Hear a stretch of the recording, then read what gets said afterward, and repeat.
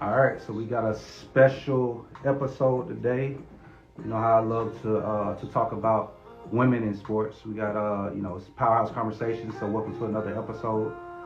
We bring on dope people in the sports industry to have dope discussions about how we can help innovate and how we can help improve the business behind the sports. So today we have Sporty Esquire on, Cecelia Towns Tyree. I'll give a rundown of her background and everything, but let's get her in and we're gonna have a good episode today.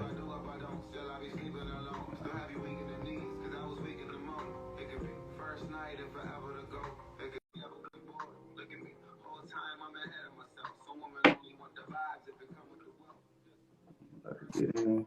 Y'all make sure y'all send it out to people. Hey, Hey, how are you?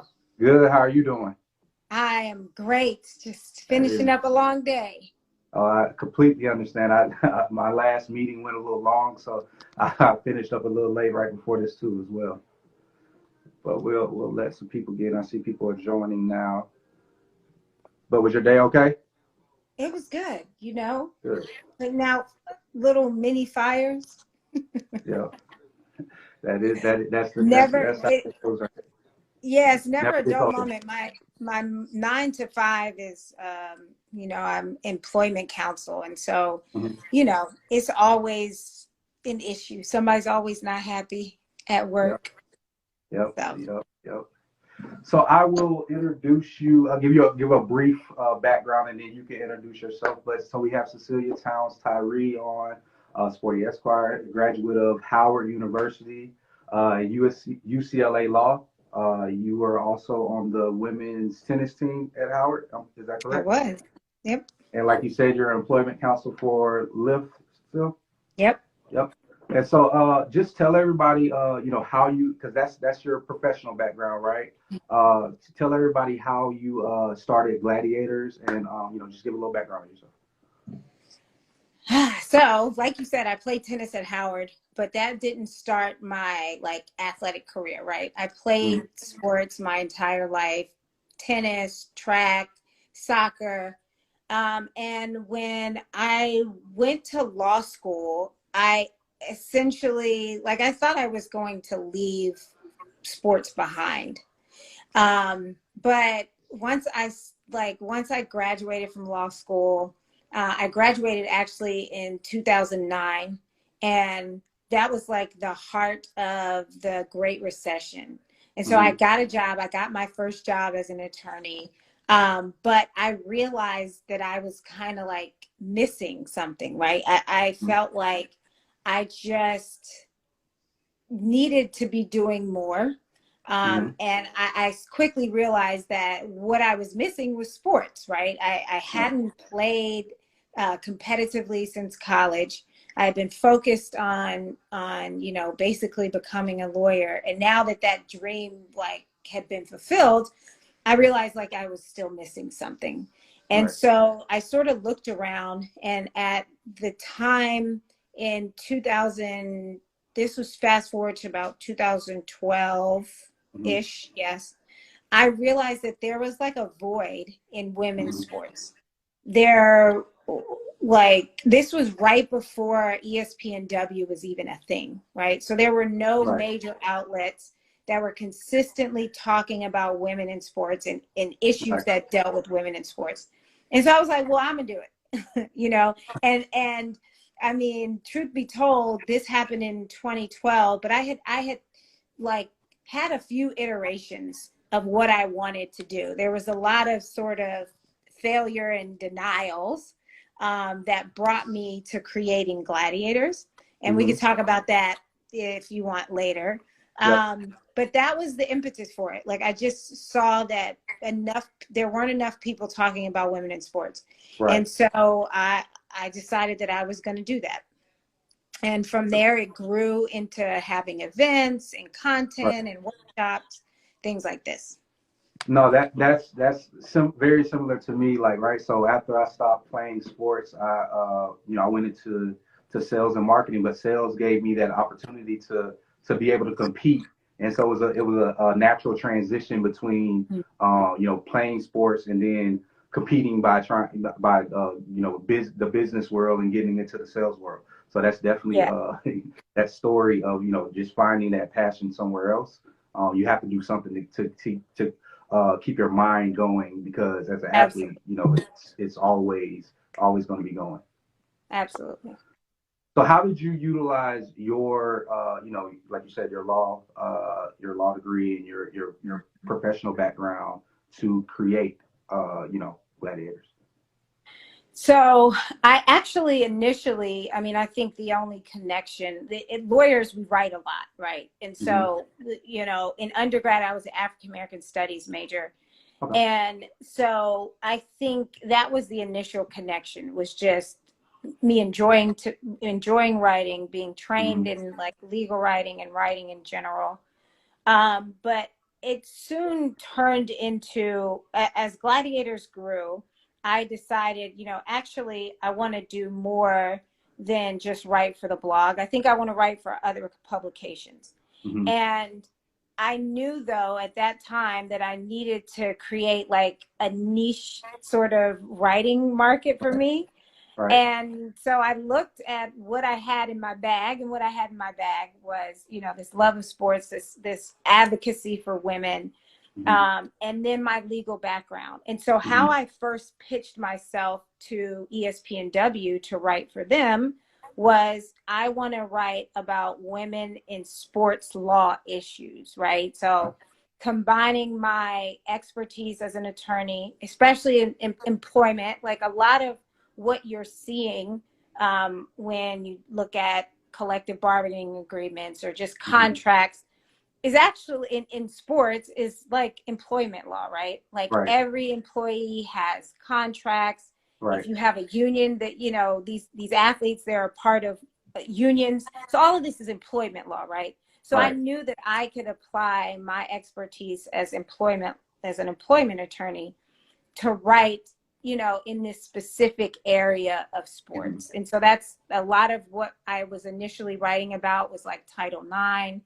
Hmm. was like the WNBA's CBA, issues with harassment and assault in Hmm. sports. So that was how I initially made like the connection.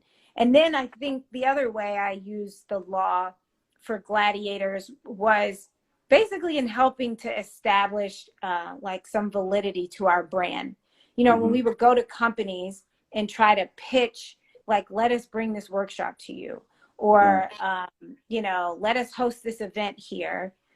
The fact that I was an attorney, I think Right. absolutely helped them feel Right. like, okay, this girl's legit. Like, she's not Right. out here just talking talking reckless. Right. So yeah, I wouldn't say that it was like a direct correlation, but more Hmm. of like, all right, let me try to bring my whole self to the table, Right. Right. and sort of form a brand around that. Right. So utilizing that as leverage, and then just using that validity to get into different rooms that you may not have gotten to before. Absolutely. And that's what I tell people all the time. Like, use everything you have. Like, Yep. it might not make sense, Right. but I feel like sort of every aspect of our journey Hmm. is like, it has a purpose. Right. Um, so I always encourage people to, yeah, look at your whole toolbox. Yeah. Like it's Bring all your it's all whole part of your toolbox tool to the belt. table. Absolutely. Yep. Because everything that you do, even when you think, even jobs that you think that you hated, if you were there, then you can take something from it. Even if you hated it, you're Absolutely. gonna take something and you can utilize it along your journey at a later point in life. So I definitely Definitely. agree with that. Yeah. So how did you come up with the name Gladiators? Because I think it's an amazing play on on the word. So how did you come up with that? Thank you. Thank you. I mean, I literally was just trying to develop something that was both like strong and feminine, right? Like, I Hmm. didn't want the site to be like this place that tried to turn female athletes or women into sports into Mm-hmm. men, right? Like it wasn't, Right. it was just about like strong women. Right. And I was like, well, what is a word that encapsulates strong women? And I didn't really feel like I knew of one. Maybe there is one. But I was like, yeah, like we'll call it gladiators. So I think it was just, yeah, just me like sitting and being creative, really. Right. No, I love it. I love it. And so when you started out early, when you were getting, when you were going and doing these workshops, what kind of feedback were you getting?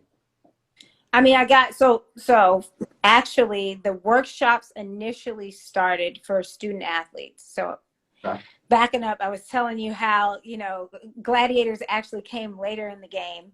Uh, One thing that I did that I actually did find success with that I eventually just merged with gladiators was beyond the game. And we provided workshops for student athletes. And the workshops were designed to take them beyond the game, whatever sport Mm-hmm. that they played. So Right. like financial literacy, personal development, leadership development, those kinds of things. And we actually got really great feedback. But the problem was, you know, we were pitching these workshops to schools who always would say, we ain't got the money. Right. And so we got great feedback about the content, but nobody wanted to pay. And I am definitely all about getting the paper. Right. So what I ended up doing was essentially merging the idea of beyond the game with gladiators, and we Mm-hmm. started tailoring the workshops for female athletes, for women in sports. And again, they got really great feedback. And you know, my goal was to be able to have workshops that touched girls and women like at every aspect of their life, right? When they were in elementary, sort of grade school, when they were in high school and college, and then when they became professionals. And so, you know, I would say like the largest iteration of that was at our summits, where we would bring a collective of women together, and we would have a variety of workshops. Mm-hmm. And I mean, I think not only did people like sort of praise the workshops, but they Mm-hmm. also praised the opportunity to connect with other women that they got from attending our Gotcha. workshops. Right. And that brings me to the next question about the community that you were able to build. What were some of the things that you saw that came from that? Well, I mean, one of the sort of glaring things was like we learned women got jobs. Like women became gainfully employed by Mm-hmm. attending our workshops because they were connecting with other women, you know, and women who were at their level, women who were above them, women who were, you know, sort of more junior than them in Mm-hmm. their professions. And for me, that's like one of the sort of greatest accomplishments that, you know, Right. when I set out to, when I started Gladiators, that like wasn't even a figment of my imagination, right? Mm-hmm. I just wanted to talk about women in sports. Like Right. I didn't have this idea of, oh, we can help women like get jobs, you Right. know, help women get to the bag. Right. So that I think was something that's been great. We've helped women, and that Nefi is in the chat now, but form mentorships with other women, to form like legit friendships. And then Mm-hmm. the other thing that I hear very frequently is just this general sense of empowerment, right? Like the Mm-hmm. women that would go to our events, that would read our content, they felt like they came away with tools that Mm-hmm. were they could use in their everyday life, right? And Right. I think there's nothing wrong with providing solely inspirational messaging, right? Right. Everybody needs to be inspired from time to time. But I Right. am a firm believer that we have to take people beyond inspiration Right. into like execution, right? Right. So Right. it's cute to say, oh, we need to be a sisterhood, and you Right. know, you need to find a mentor. No, that's great, but what you really need to do is make sure that your sister knows how to go into a role and negotiate a salary for herself. Right. That, you know, your sister like is coming to a job interview and her resume is bomb. Like Right. those kinds of things is what I think people took away from our events, our workshops, and just, you know, generally being a part of the Gladiators community. Yeah, tangible takeaways that they can actually use, right? Because a lot of people Absolutely. will put on these events, take people's money, but then there's nothing that is going to actually they're going to actually be able to use Yep. and going to empower them, like truly empower them, not like just make them feel good, but some things that they can actually use. So I think that's big. Exactly. Yeah. And so, and when you think about the things that people talk about with women in sports, they usually like, I think you bring up a good point because it's usually like, okay, well, you're seeing the people that are playing, but to your point, there's people that need to be employed that power these businesses, right? And so Exactly. and it sounds like that you focused on both sides of it, the people that are on the floor or the court or whatever, Yeah. and then also the people that are behind the scenes. Yeah, I mean, I would actually venture to guess that our largest impact were the women that were behind the scenes, right? The Mm-hmm. women working in sports marketing, in brand development, in sports law. Um, you know, I think we were able to, especially initially, how we sort of developed our brand was providing like content on the Candace Parkers, right? Doing Right. interviews with women like that. But when it comes down to um, like who we're empowering, it's Right. absolutely women behind the scenes. Right. No, that definitely makes sense. But I did want to get your feedback on like the actual people on the court and the field because Yeah. I read that stat about 40% of the athletes are women, right? But Hmm. only 4% of the sports media coverage goes to those women. So Yeah. how can we actually talk about tangible things? What are some of the tangible things that needs to happen on that? Not necessarily we or me, you or me, but that needs to happen for women to get more coverage, more support, things of that nature. Yeah. I mean, really, it's interesting because I mean, I feel like there's always this argument that, oh, well, women aren't putting on a good product, so they're not getting coverage. And that's not true, right? Right, We women, female athletes put together a great product. right. And the issue is the media doesn't cover it. And part of the reason that the media doesn't cover it is the money Mm-hmm. that's not behind it. So I think, you know, we need a lot of these brands to like sort of put their money where their mouth is and Mm-hmm. provide the, you know, right level of sponsorship. And Right, you absolutely need more, like more of the true non-paid media. You mm-hmm. definitely need them drawing more attention because Gotcha. like, you know, people are sort of they keep abreast of what's on TV, right? Right, Or what's on their screen that they can scroll and watch.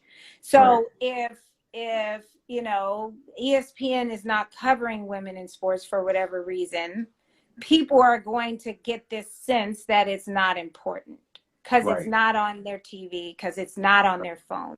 But if we can get, you know, the ESPNs, the Fox Sportses, the NBCs to cover women's sports on a more regular basis, then you get it's easier to get sponsorship dollars. You know, the sponsors aren't looking at it as a charity case. right, You're able to prove that, hey, no, this content gets eyes, right? right. You will get in front of your potential customers. And I think social media has absolutely, you know, changed the game for women in sports in that way, right? I Mm-hmm. think, you know, if you just even look at a sport like gymnastics, which is like Mm-hmm. not a traditionally revenue generating sport. When Mm-hmm. you look at the amount of followers that gymnasts, for example, have been able to amass on their personal social media Mm-hmm. presence or pages, like that's like this level of proof in the pudding for Right, brands, for media, that like people do care. Whereas, right, you know, 10 years ago, that didn't exist as an outlet for women. right, Like women were absolutely like sort of beholden to the ESPNs, to what they were going to put on TV. And so Right. now I think as women, you know, I think it's multiple fold, you know, female athletes, women in sports continue to develop their own personal brands, Mm-hmm. show what they're doing, as a way to prove that the product that they're producing is worth the dollars and worth the eyes. And then you get brands and the media to like put their money where their mouth is, because they say they Right. care, but you know they need to start showing it Right. fiscally. And I think that's a good point. Like even go back to I can't remember her name, but she was in the NCAA tournament and she got on social media and she talked Mhm. about the lack of funding and the lack of money that they put behind it, and she showed the Absolutely. condition. And Absolutely. so even from last year to this year, they were able to get more resources, more things that were going to help them out. And I think that's big with, you know, them being able to use their social media platform to get that type of recognition, to get those eyes on them. And I also think Yeah, that and I like mean to just with the go ahead. oh, sorry. Yeah, I was just going to say, to Is there last piggyback no, off go of ahead. that. I mean, I think okay. I think you know what you're touching on is how savvy the female athlete is now, right? Like female athletes are much more they are in tune with a number of things, with their rights. They are in tune with the power of their brands. And so, you know, that gives them this sort of next level ability to advocate for themselves and to Right. say, like, we know what we deserve, and we're not going to sit by and continue to get less than we deserve. Yep. No, and I think that's huge to getting them where they need to be, because like you said, the where the eyes are and where the attention is, that's where the dollars are going to go. So That's right. them continuing to utilize those social media platforms, to utilize the TikToks, the Instagrams, and things of that That's nature, right. which women are, you know, especially young women. I have three daughters, so especially young women, they do a great job of getting on these social media platforms and showing their personality, showing people, you know, who they are, and that's going to just continue to grow.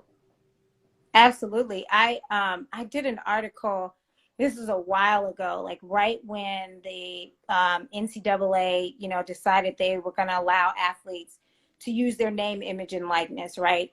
And one of the points that I was making was that, like, this is going to do so much for women's sports, right?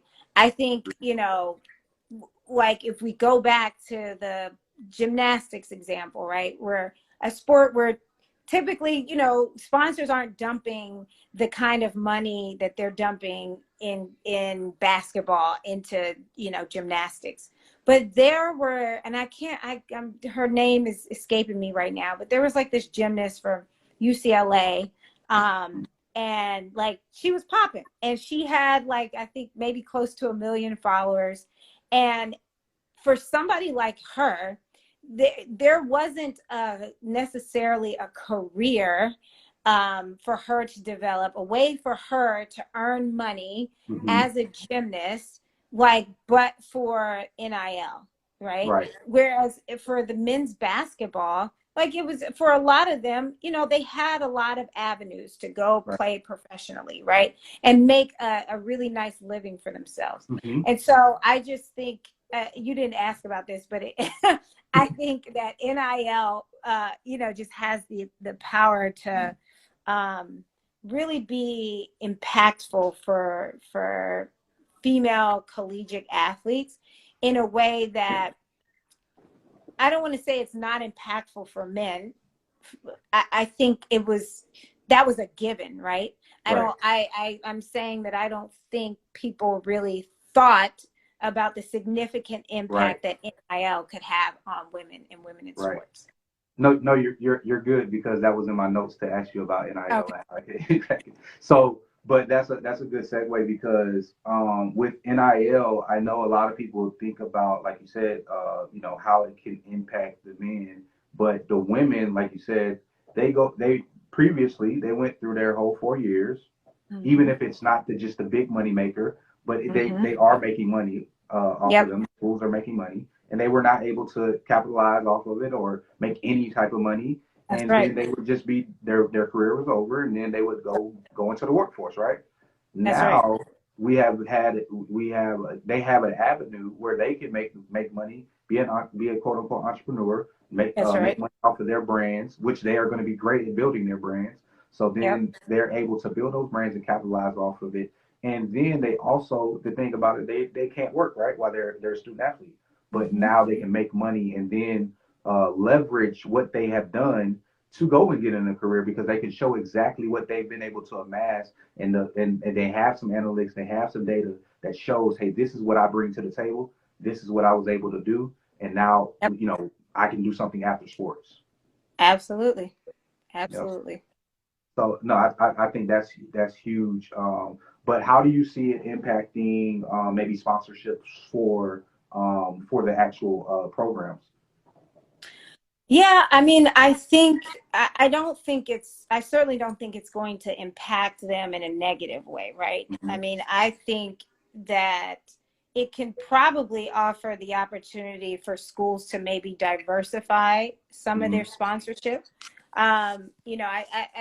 Especially in women's sports, I've always been an advocate of having like female athletes.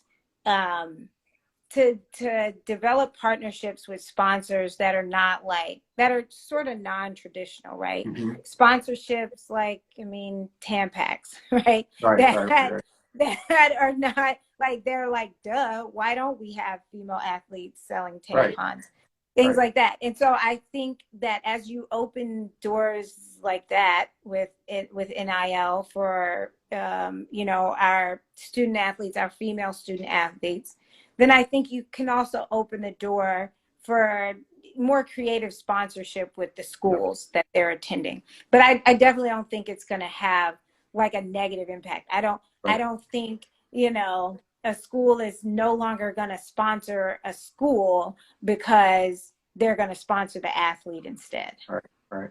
No, but that brings up a good point because, like you said, being creative behind those, they probably previously weren't putting any dollars into marketing through athletics, right? But now there's going to be these college athletes that it just makes sense to you Absolutely. to partner with them Yeah. to sell their products. So I think that's definitely something that we should be on the lookout for and see in the future. Yeah, I mean, all of these kids are plugged into social media, right? Whether they're athletes or not. Hmm. And so I think brands would be crazy not Hmm. to get their products, not to get their brands in the hands of these student athletes who have, literally hundreds of thousands, millions of followers, Hmm. and can give them, I would say, relatively cheap access to their customers. I Right. mean, for a college kid, you break them off 20K to do a couple posts. Like, Yep. that's so much easier and cheaper than producing a whole entire commercial. Yes. Like, it's like the kids are going to be happy because they're making more money than they've ever seen, and the companies are happy because they're getting in front of their target audiences for a good price. Yep, and it's twofold, right? Because you want to make sure that they're getting fair value. So that's something that I definitely want. I hope that people are doing and making sure that these kids are understanding their value and being able to look at how many followers they have and be able to have a mind of, hey, how much am I really worth, right? So Yeah. but to your point, whether they whether they understand what their worth is or not, the leverage the leverage that the kids are going to have versus the amount of money that it would take for the company or the brand to, like you just said, produce, to put it out there or to pay the network to put a commercial out. It doesn't make any sense Yeah. whatsoever. Like, because even Yeah. I was even thinking about during the Super Bowl, like the amount of money that they spend on these Super Bowl commercials, you can go give some student athletes. Get a whole army of Yes, social media influencers. right.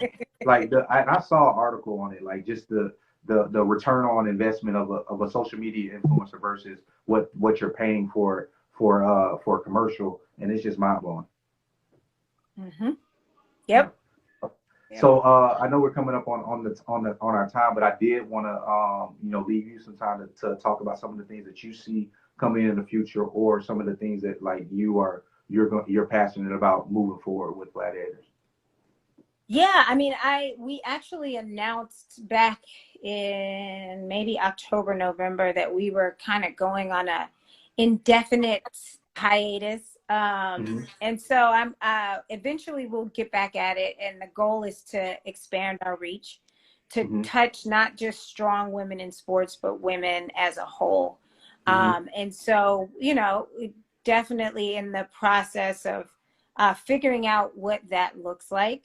Right. But in the meantime, I, am working on being a dope in-house counsel, Right. and actually, for me personally, being able to mentor young women Right. and especially women of color in the legal field, like Hmm. that's super important to me, and that's what I've been kind of focusing on. Um, but yeah, again, I'm trying to figure out ways to just continue to use all the tools in my toolbox, Right. right? To impact as many people as possible. And so, yeah, when Gladiators comes back with events and comes back with content, yeah, it'll be going beyond women in sports. That's the plan. Gotcha, gotcha. So what advice would you give to that young girl who's looking to make a name for herself in the field, In sports, in or just in her in career general. in general? In Yeah, I general. mean, I think we've said it multiple times, is using the tools in your tool bag. Like nobody is you, Hmm. and people have heard this 1,000 times, and that's your superpower, right? So Right. whatever industry you find yourself in, I think you have to stay true to yourself, and that is how you leave your mark. If you use your talents, your gifts, your creativity as sort of your north star, and Mm. you're constantly following that, staying true to yourself in the pursuit of whatever endeavor you find yourself in, I think you're going to have the kind of impact, and probably a greater impact than you even like thought you could have, but Right. you'll have some amazing impact. So I would say that, and to network your butt off. And I don't Yeah. mean network by just like going to meetings and handing out your little business card and then never talking to nobody again. I mean making genuine connections with Yep. people, because that is how you get jobs. That's how you get opportunities. That's how you're able to help the next woman or the next Right. guy. So yeah, stay true to yourself and network your butt off. Can we touch on that? I know we're up on our time, Yeah, but yeah, I definitely think that's important because you talked about like how it goes beyond I meet you, hand out the business card, and it ends there. yeah. I think that's what a lot of people think networking is, but Yep. I've learned throughout my career in general, like it's the after that that matters, the follow up, and that's like I learned that Absolutely. in sales as well. Like just the follow up is what's golden. Yeah. I mean, it's networking is not like this transactional, you give me your card, I give you your card. And then 10 years later, I remember that we met at that one happy hour and I'm going to help you out. No, it is forming genuine bonds. So it's so funny because my husband and I were just talking about this, and he like works in sports as well. And he was talking about, he's a VP, and we were talking about this concept of like more junior level people just reaching out to VPs and like Mhm. seeing where it gets him. And he was like, so many people like fail to do that. And he's like there's a lot of VPs, there's a lot of executives that want to help people, and but the more junior level people are like, I guess maybe a little gun shy about Mhm. reaching out. And Mhm. so like reach out to people that you meet, reach out to people that you think um cannot necessarily help you, but learn from you, that you think it would be a good connection to have, and then work on building that connection, Yep. right? Yep. Talk about commonalities, learn about that person, Yep. um, and form a, like, just like you would make a friend, right? Like when Right. you were in school at the playground, you didn't be like, oh, what's your name? Johnny, what's your name? Sarah. And then that was it. Right. No, y'all kept talking. Right. Right. Y'all became friends. So Right. like that's how networking should work, right? You Right. become somebody's mentor, you become someone's associate by getting to know them, forming a relationship, and then when it's time to bring up somebody's name when they're not in the room, it's Right. so much easier to do that Right. because you know that person. And a big thing with that is you talked about like just mentors and finding mentors, right? So I think the big thing is that you have to understand the value that you bring, right? You have to Absolutely. understand about like you can't you if you're just reaching out and you don't really understand, you don't have anything to offer, or you don't have at least something perceived that you can, okay, this is what I'm good at, this is how I can help, and then you tell them what you need from the relationship, because the relationship is going to be a two-way street, but you have to Right. bring something to the table for them to be able to want to. You like you said, you build that relationship, you build that rapport, and then they start talking about you in rooms that you're not in, and that's Exactly. really big. Yep. Yeah.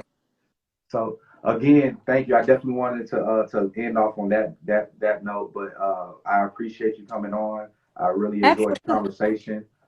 Definitely want to hear more about what you have coming in the future. If you need anything from me or any way I can help, I definitely want to stay in touch. I Same appreciate here. it. Yeah, thank you so much for having me. Y'all don't know, this was like months and months in the coming. Like I canceled on this man so many times. I'm so sorry, but I'm so thankful for the opportunity. And honestly, anything that I can do, that Gladiators can do, please don't hesitate to let me know.